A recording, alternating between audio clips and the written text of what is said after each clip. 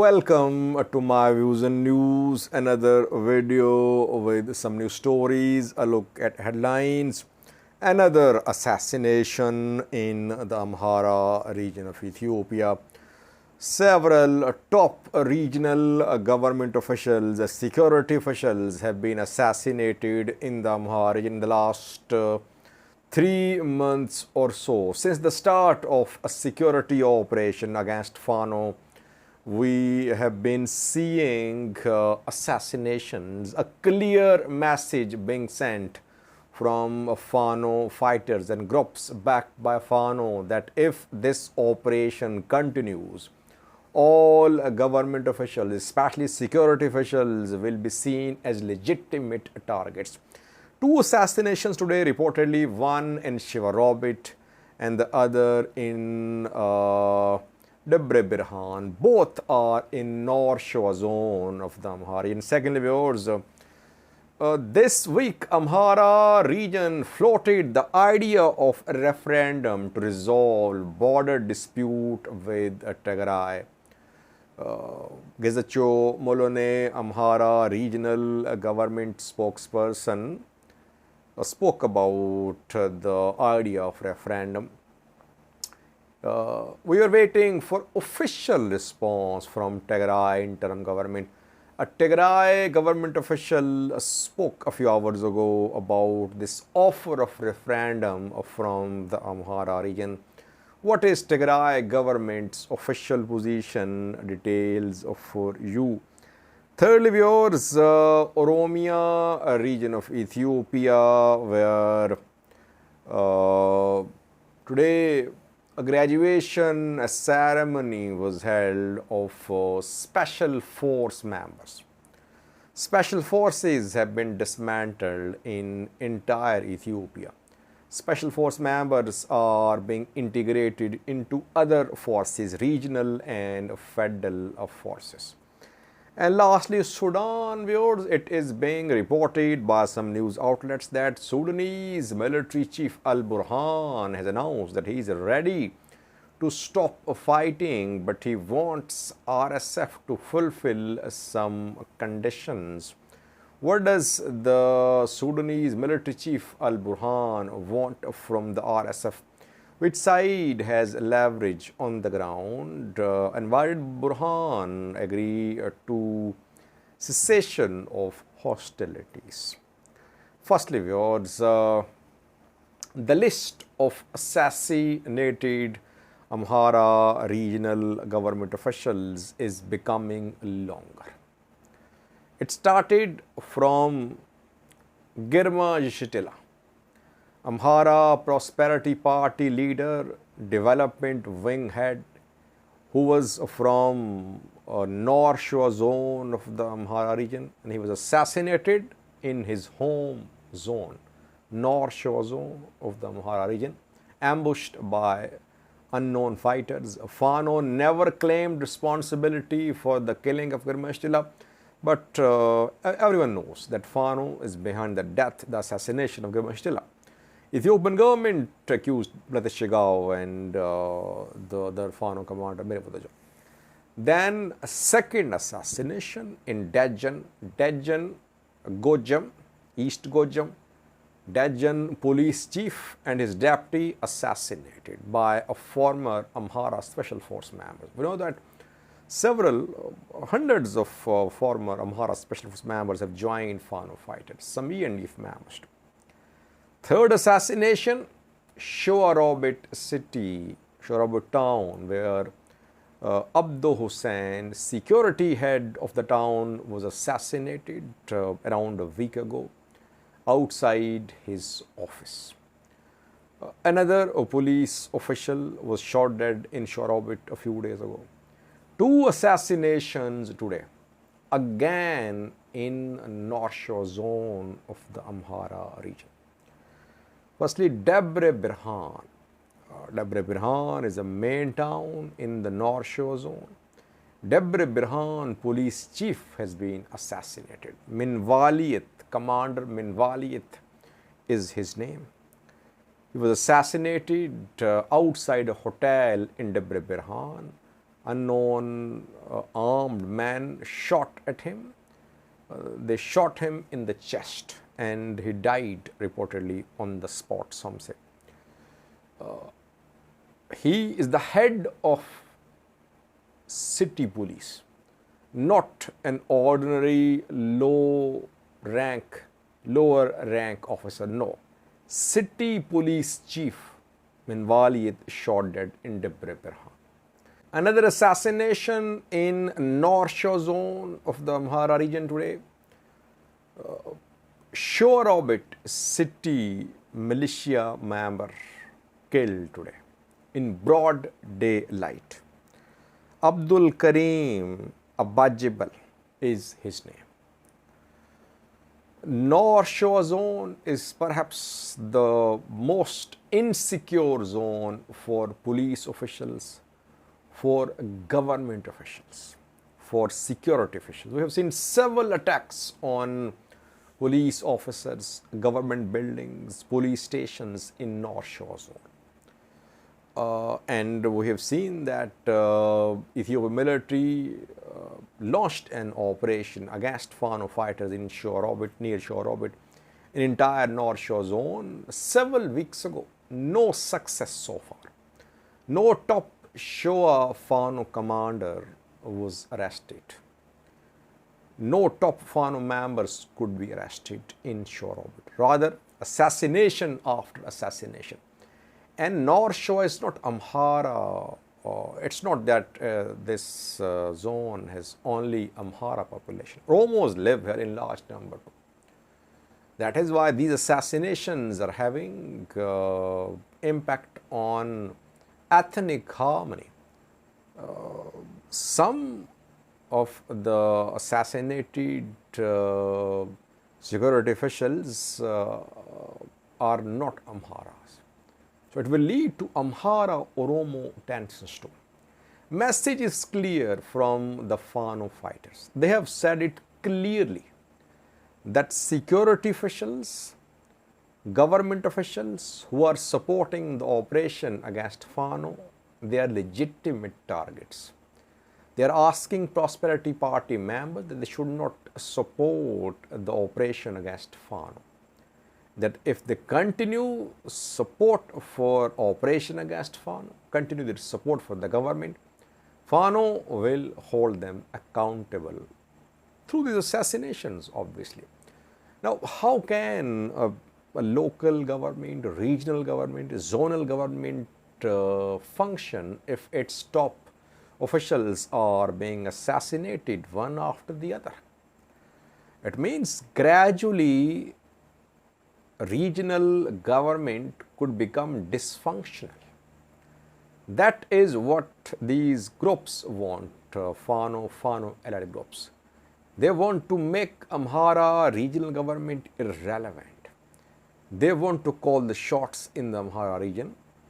And Ethiopian military has adopted several tactics to control the situation in the Amhara region. Direct operation, raising of militias, involvement of locals, involvement of religious elders, talks, etc. So many tactics have been adopted by Ethiopian National Defense Force to control the situation.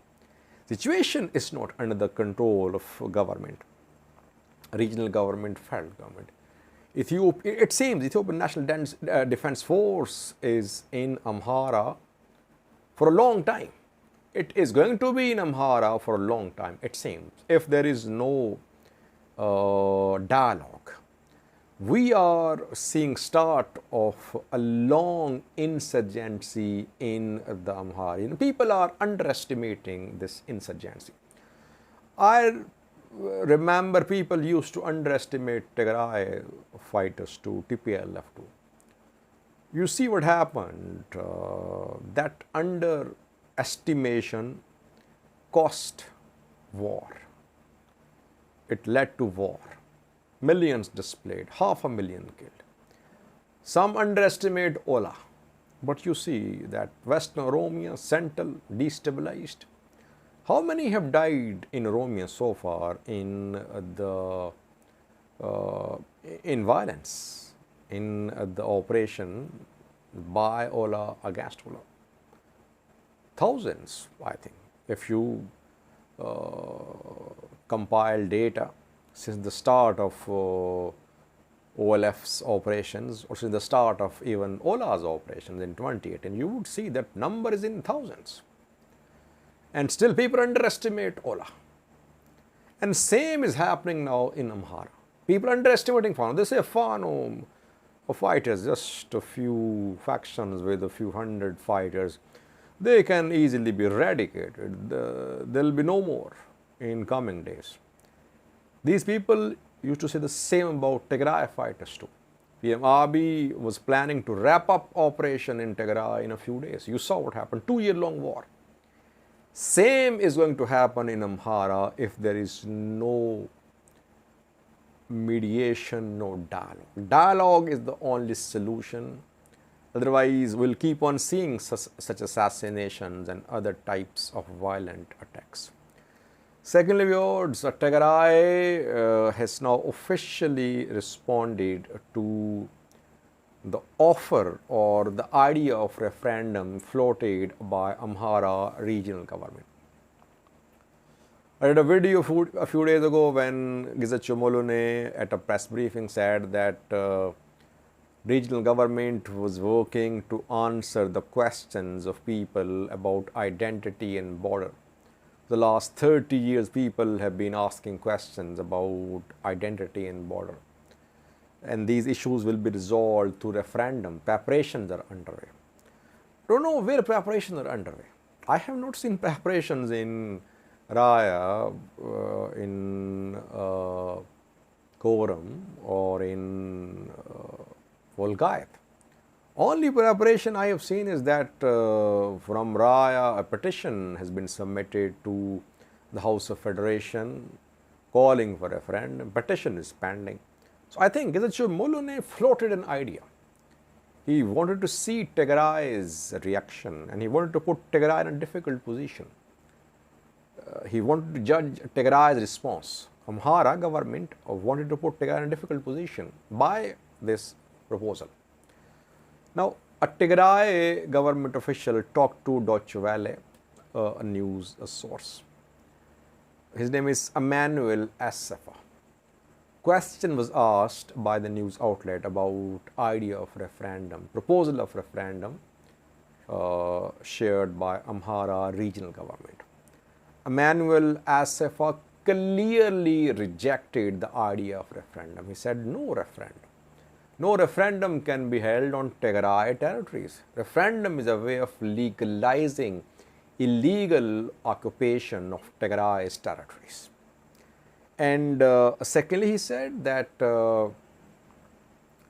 Ethiopian federal government's responsibility is to ensure the return of IDPs. IDPs are still suffering and people are talking about referendum. No referendum. I reported about a statement of Tigray's opposition party, Salsivujini, which also rejected the Amhara region's proposal of referendum. So it means that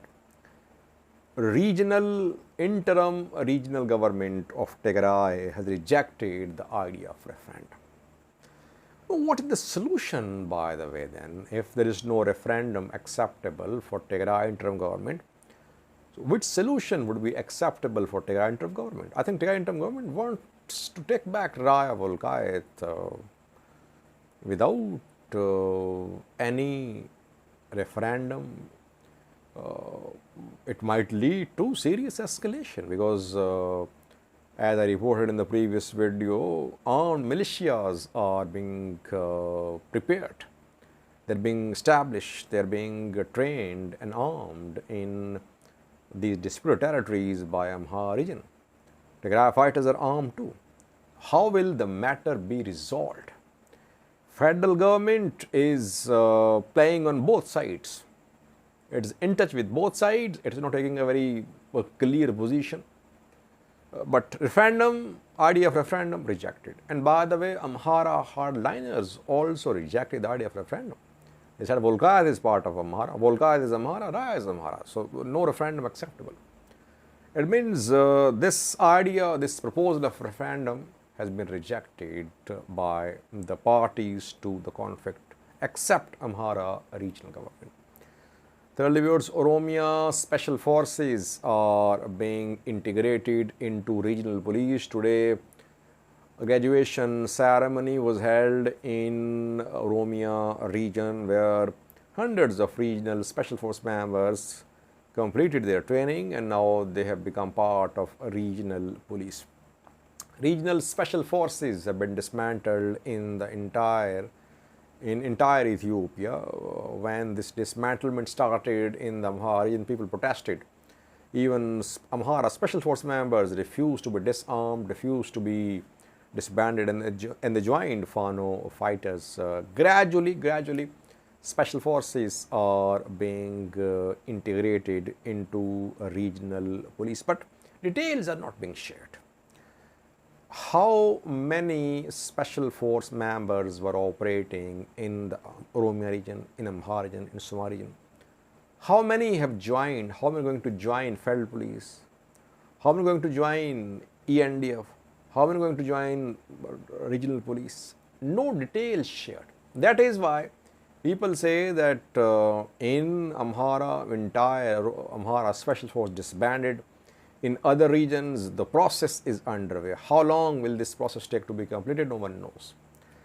Lastly, we are Sudan, where reportedly Al Burhan, Sudanese military chief, has reportedly agreed to stop fighting. He proposed cessation of hostilities after talks in Cairo. In Cairo, Egyptian president chaired a conference on the crisis in Sudan. The conference was attended by Ethiopian PM, Eritrean president, Chadian president, and heads of state from Libya, Central African Republic. Egyptian president was there too, obviously. South Sudan, Salva Kiir was there too. Talks were held, and Sisi and all the participants proposed ceasefire. They formed a ministerial level committee which is going to meet in Chad in coming days to finalize the roadmap for a ceasefire in Sudan. Both parties welcomed the statement of Cairo conference, RSF and Sudanese military.